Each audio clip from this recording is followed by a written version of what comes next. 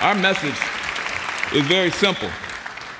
We are being lied to, period. We're being lied to. Lie number one. Everywhere you keep hearing it, we're broke, we're broke, we're broke.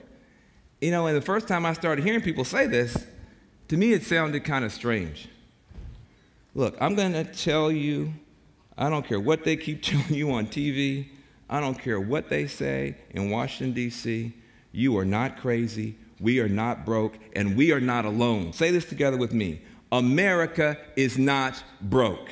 America is not broke. One more time. America is not broke. Which brings me to lie number two.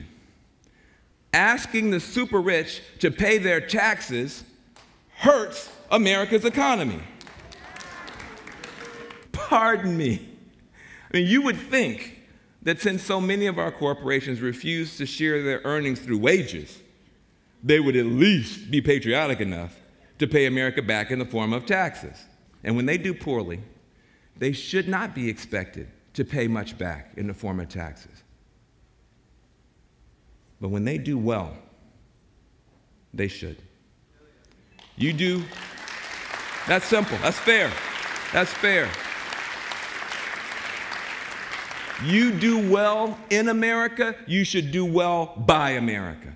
That's just fair. That's just fair. Which brings me to the third big lie, that hating on America's government and wrecking America's infrastructure is patriotic.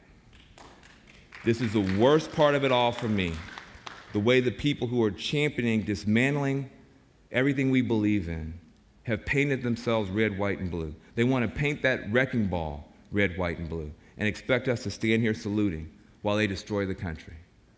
No way. Excuse me, sir. My dad was in the military. Last time I checked, the federal government you hate was also known as America's government. And I don't know how you get to be a patriot trashing America's government all the time. I don't know how you get to be a patriot doing that. Starting tonight, we are launching a national movement with incredible organizations like MoveOn.org, the Center for Community Change, the Campaign for America's Future, the SEIU, the AFL-CIO, and many other patriotic organizations. And what we're going to do, we're going to find the best ideas in our country. See, we don't believe DC's got all the ideas. We think you've got some ideas. We think Americans have way better ideas than the stuff we're hearing about on TV every day. Starting on July 5th, we are calling on hundreds of thousands of Americans to submit your best ideas, your very best ideas online, to show how we can help rebuild the American dream. That's the first step. Second step, July 16th and 17th, less than a month away, in every congressional district in America, we are going to be working to get all of us together to discuss all these ideas that have gotten turned in and to start sifting through them and to figure out what ideas make sense, where we should start first. And based on that process, we're going to create a new document. We're calling it the Contract for the American Dream. Let's stand up and stand together and work for the country that we deserve. Let's stand together. Let's stand together. It's our turn. Now it's our turn. Now it's our turn. They had their turn.